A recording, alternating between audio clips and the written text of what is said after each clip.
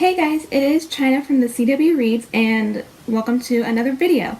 It is springtime, which means the rain is falling, the flowers are blooming, and time to buy more books. Over the last couple of months, I have been buying a ton of books, more than I have bought in the last couple of years, and I wanted to show you guys which books that I have bought in March and April. So this is my spring book haul, and I am dubbing it the Big Little Book Haul because it's inspired by one of the books that I recently purchased, and also because while it seems like I bought a lot of books for myself, I know a lot of you guys buy at least like 20 plus books during the month. So to some of you, this might be like a fraction of what you buy during 1 month, and this is what I bought in the span of like a month and a half. So since this is going to be a pretty long video, let's just get right into it.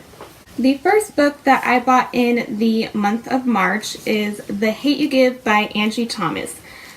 I bought this book because G from Book Roast was hosting her monthly book in a jar, and The Hate You Give won for the month of March. And I also bought it because there's been so much hype over this book in the last couple of months, or the last year really, because it came out last year. And I've been really wanting to read it, and I was so happy that it was chosen for G's Book in a Jar, because then it kind of forced me and allowed me to read it. I immediately fell in love with this book. I thought it was a really important story to be told, especially in the YA category, and I think it really opened people's eyes about a lot of important topics that need to be discussed, especially in these times, such as racism and police brutality. And it's crazy to me that we're living in the 21st century and we're still dealing with these topics. So I think this was a pretty good written novel, and I thought Angie Thomas didn't really shy away from the truth of everything, and I really enjoyed it. I gave it a 4 out of 5 stars. If you didn't know already, this book follows our main character, Star Carter, who witnesses her friend getting shot by a police officer. After that, she kind of considers what she wants to do with what she saw that night. Either does she want to speak out to the public, or does she kind of want to keep it hidden to herself, because she's not sure what will unfold if she does speak out. Also just has a lot of discussion of family dynamics and just living in two different worlds. I really, really enjoyed this book, and I would highly recommend it. The next book that I purchased is Scythe by Neal Shusterman. This book has been talked about for a while now on BookTube, and it just sounds really interesting to me. It is a book about a utopian society where we have essentially solved anything having to deal with death. We basically conquered death, and so there's no more death of, health-related issues or disease or global warming or anything of that sort. Anything you can think of death, we have solved it. And with that, the population has grown and is increasing. So they have come up with these people called scythes who essentially do the killing to keep the population at a constant rate. And our two main characters, Citra and Ronan, are chosen to basically learn how to be scythes. And this just sounds like a really interesting book. I've heard nothing but great things about it. The second novel, Thunderhead, recently came out, and so there's been a lot of hype surrounding this book, and I've heard there's just been so many good reviews, and I know this is a type of book that I would love because I love dystopian and utopian worlds, and I'm really interested to see what these scythes actually are and how they do their killing, and yeah, so hopefully I can get to this soon. The next book I purchased was actually a new release. It released just last month, and there has been a lot of hype surrounding this book, much like Scythe, and that is Children of Blood and Bone by Tomi Adeyemi.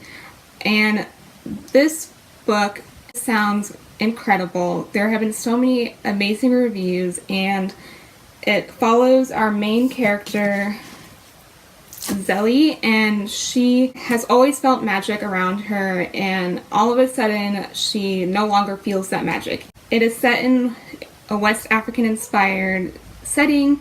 She basically tries to figure out why the magic has disappeared and wants to overthrow the hierarchy, essentially, who destroyed all this magic. This just sounds like such an incredible fantasy. Once again, I've heard nothing but amazing things. It's already been optioned for a movie, and it's only been out for a month and a half. It came out like on the 20th, I think, of last month, and I instantly had to buy it because, first of all, this cover is just gorgeous, and like, I bought the Barnes & Noble exclusive, and like the inside is just really gorgeous. It's this red cover, and there's a beautiful map inside, and I'm just really excited to get into this world and to see what all the hype is about. So a couple of months ago, I read The Raven Boys, which is the first book of the Raven Cycle series. So since I enjoyed it so much, I decided to pick up The Dream Thieves by Maggie Stiefvater. The Raven Boys is a much beloved book series on BookTube, and I have just heard so many things about this series, and it really sounded like something I would enjoy, and I read the first book and I thoroughly enjoyed it. And the series follows our main character, Blue Sargent, who lives in the town of Henrietta, Virginia, and her entire life she has been told that she will be the cause of her true love's death. She has been told that by her clairvoyant family, and she is not clairvoyant, but on the day of St. Mark's Eve, she actually sees someone. She actually doesn't normally see ghosts and everything like her family does. So when she sees this boy, she wonders if that is going to be her true love, that she's going to cause their death. In the first book, she meets a group of boys called the Raven Boys who go to the Aglionby school, which is like a fancy private school for the rich kids. The Raven Boys, they are on a mission to find this Welsh king, and if they find this Welsh king in the ley lines and wake him up, they will grant him a wish. So Blue kind of tags along with these boys, even though her entire life she has tried to stay away from boys because of this prophecy that she has been told. I really enjoyed the first book. I thought it started out kind of slow, but I really loved the second half of it, which is why I bought The Dream Thieves, which follows Ronan Parrish, who is one of the Raven Boys. And yeah, I just loved all the characters. I loved this world of like the ley lines and all that stuff. It was creepy and just everything I love about a paranormal story. So hopefully this book I actually chose for the Owls Readathon that I'm participating in this month, and hopefully I can get to this one after I finish the Hazelwood. Next book is another book that I recently bought and recently read for the Owls Readathon, which is hosted by G from Book Rose, and that is Neverwhere by Neil Gaiman. I read American Gods by Neil Gaiman, and I didn't really love that story, but there's so many other books that I wanted to read by Neil Gaiman, and this was one of them because the premise of it just sounded really interesting to me. And it essentially follows our main character, Richard Mayhew, who is a London businessman, and one day he decides to help a bleeding girl in an act of kindness, and this girl is actually from London Below. London Below is kind of where people kind of fall through the cracks, and they go there and normally don't come up from London Below. And Richard Mayhew, when he meets this girl, gets sucked into London Below, and he meets a cast of characters. There are girls with pale faces dressed in black, and there are angels and monsters, and just a whole lot of craziness happens in London Below. I have just finished this book, and much like American Gods, I thought it started out really slow, but it really picked up about halfway through, and I really ended up enjoying it towards the end. I think I'm going to give it a 3.75 because while I did enjoy the last half of the book, I felt like it could have ended earlier. I still loved the characters, and the London Below was really interesting. Really am glad that I bought this book because I did enjoy it, just not as much as I thought I would. The next two books I actually received in bookish subscription boxes. The first book that I received for the month of March is The Heart of Iron by Ashley Poston. I received this in the Owl Crate Across the Galaxy box. This is like the Owl Crate exclusive cover, so they changed the font from white to yellow, and they also have sprayed edges, which is really gorgeous. I don't know a whole lot about this book. I never really heard about it until I received it in my Owl Crate box. Science fiction novel, and it's kind of loosely based on the story of Anastasia, which sounds really cool. It is set in space, being a sci-fi. I love the story of Anastasia, and this just sounds like a really interesting premise to me. We'll be getting to it soon. The cover is really gorgeous, and yeah, the premise just sounds really interesting. The next book I actually received from a different bookish subscription box, and this one actually is a subscription box based for writers. I am a writer. I'm writing a novel right now, and I thought this would be a perfect box to try out to help with my writing process. And so the book we received in March for the very first subscription box, the company is called Go Scribbler, and that is More Than We Can Tell by Bridget Kammerer. I don't know how to pronounce the last name. But I've never heard of this book. Similar to Heart of Iron, the theme for March, the Go Scribbler box, was emotional touch points. And I don't really know a whole lot about this. I just know that it is a contemporary romance, and obviously it deals with emotional things. On the back it says an emotional roller coaster, so I can see why Lindsay Cummings and Victoria Scott, who are both authors and created this subscription service, I could see why they chose this book. Once again, I don't know a whole lot about this book, but it sounds interesting. I don't read a whole lot of contemporaries, but one of my goals is to read more contemporaries, and so hopefully I can get to this soon, and we'll see how it goes. Next couple of books I actually purchased in the month of April, and the first book that I ordered from BarnesandNoble.com was Tyler Johnson Was Here by J. Cole. This is another contemporary that I've heard a lot of amazing things about, and it kind of is along the same vein as The Hate You Give. What really drew me to it was this cover. It's just so gorgeous, and it just reminded me of spring, and I thought it was the perfect book to pick up during that time because of all the flowers, and it's just a stunning cover. And I've been hearing quite a bit about it on YouTube. It essentially is about a boy named Marvin Johnson, and his twin brother Tyler goes missing after a party, and then a few days later a haunting video comes out and shows that Tyler was actually killed by a police officer. And that is the main premise of the story, and that's really all I want to know. I'm just really excited to get into this book. I know it's going to be heartbreaking, but I feel like this is the time where books like this need to come out into the world, and I'm hoping it is similar to They Hate You Give and just tells the truth about police brutality and racism in America. So I'm really excited to get into this book. It's pretty short, and this will also help with my goal of reading more contemporary novels. Next book, along in that same purchase I bought, was The Weight of Feathers by Anna Marie Michelmore. This is another book that I don't know a whole lot about, but I've kind of seen it roaming around BookTube.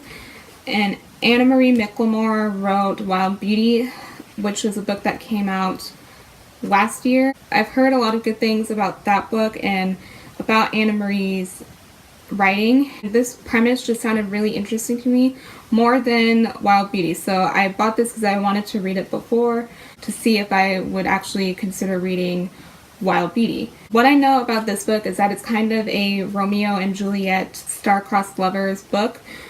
And our two characters are a son and daughter of two traveling circuses. They are actually competing traveling circuses, I guess you would say. It's like a star-crossed lover type of story, and that is all I know, and that is all I want to know, because I know Anna Marie Michelmore, she is a very lyrical author, also incorporates a lot of magical realism. So with magical realism, I don't like to know a whole lot about the books, but the premise just sounded really interesting to me, and I'm hoping that it's as good as it sounds. The next book I kind of bought based on the cover. Another book that I didn't really know a whole lot about going into it, but I've been wanting to read a lot more classics recently, and I'm trying to read at least one classic a month to succeed in that goal. And so that book is The Picture of Dorian Gray by Oscar Wilde. This is actually the Barnes & Noble exclusive classics cover edition.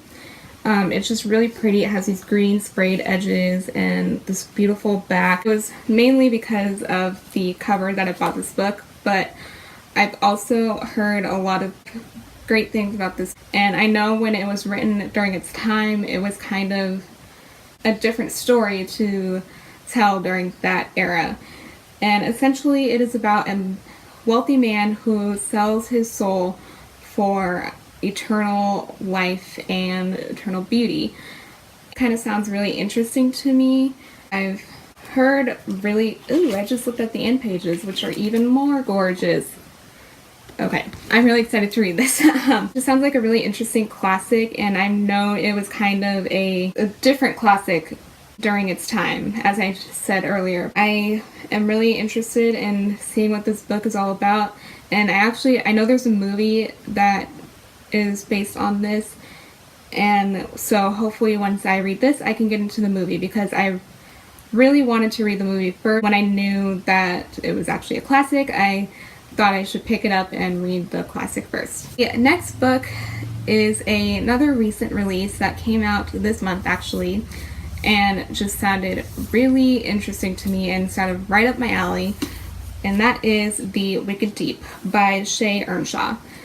This book is about three sisters who are living in the 18th century, and they are witches, and after they die, every year they kind of haunt this town and they drown these boys for some unknown reason. When our main character meets this new boy who comes into town, she kind of feels need to protect him, because he doesn't know about this curse that's been haunting their town for years and years, but she does, and she doesn't want him to be the sisters' next victims. This story sounded really interesting to me. It kind of sounded like a Hocus Pocus retelling, and I love Hocus Pocus, and I love anything having to do with witches, especially during like the 18th century time, because the Salem witch trials and all that just are something that I'm really interested in.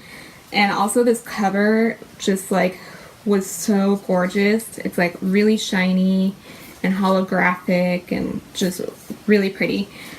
But yeah, I've been hearing a lot of things on BookTube about this book as well, and a lot of good things. So hope to get to it early next month, because I am going to Seattle, and this book is actually set in Oregon.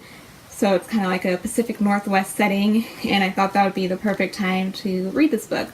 So yeah, I'm super excited to get into this one. So the last book that I purchased this month was Big Little Lies by Leanne Moriarty. I think that's how you pronounce her name.